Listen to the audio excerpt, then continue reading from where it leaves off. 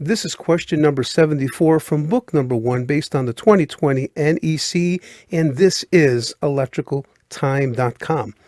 A trade size 1 EMT conduit enters the back of a pole box with a removable cover with 4 THHN conductors, each 4 AWG. The conductors travel to another trade size 1 EMT conduit on the bottom of the pole box. What is the minimum depth required for this junction box? Is it 1 inch, 2 inches, 3 inches, or 4 inches? Just want to take 30 seconds to let you know what we do here at electricaltime.com. We do online electrical classes from the comfort of your home. And then we also have this free service. So if you click on the subscribe for free NEC questions, Monday through Friday, you'll get an NEC code question and an answer sent to your email. All right, so back to our video. And the answer to this question is going to be B, and that's going to be 2 inches. So let's take a look at this diagram that we have here on the video. And it's not in the book, but what I do on the video, sometimes we add some extra stuff just to make it a little bit more understandable. So we've got the back of the box over here. And then we've got in the front, we've got that removable cover. And that's very important for us to be able to answer this question. So also we've got here the trade size 1 EMT coming from the back of the box. And then we also have the same trade size 1, from the bottom of the box. And then what happens, those conductors go from the back of the box to the bottom of the box. So now the first question we're going to ask ourselves is, what article are we talking about here?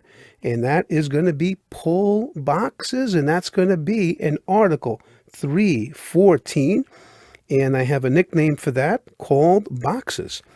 And that's going to be within chapter 3, wiring methods and materials. And when we go to article 314 for boxes, we look at the parts, and then we find part 2 for installation. Then we find 314.28, and that is called pole and junction boxes and conduit and bodies. Then we find 314.28a, and that's called minimum size. Then we find 314.28a2, and that is called angle or U-poles or splices.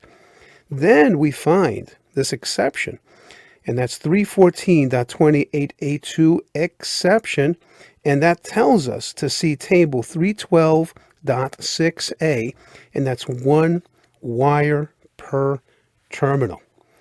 All right, so let's take a look at step 1 and see how we solve this. Since the conductors are coming from the back of the pole box and then making a turn to go into another conduit in that same pole box, we must accommodate for a proper depth of the box.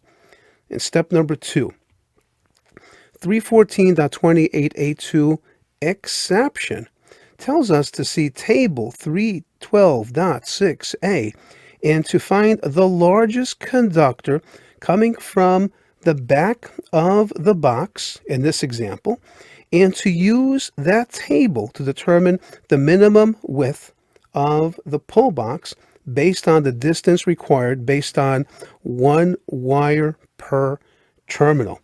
And let's take a look at that table together. But I just want to make a mention about something that I think is really fantastic, and that's the NFPA link. And I'm going to write that down over here, and that's going to be NFPA link, and that's having the code book on your phone. It's an absolutely fantastic tool, and you can find this on the website for the NFPA, and that's going to be nfpa.org. All right, so let's take a look at this table and see what we got going on over here. So we can see on top that this is table 312.6a, and it's called the minimum wire bending space at terminals and minimum width of wiring gutters. And we were just told that we need to use this table when we got that conductor coming from the back of the box to the bottom of the box, but that the box has to have a removable cover.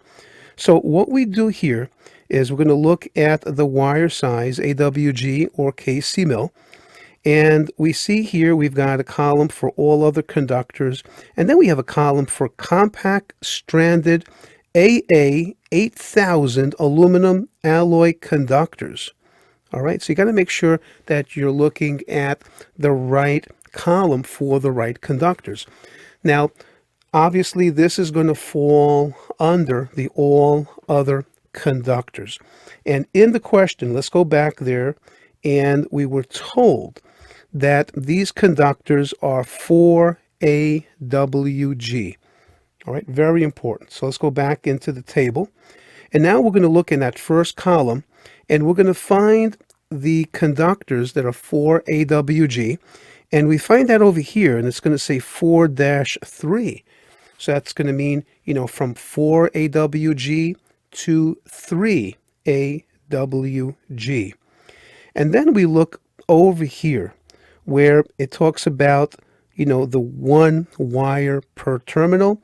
We're going to look at the inches, and that's going to tell us that that box has to be at least 2 inches deep.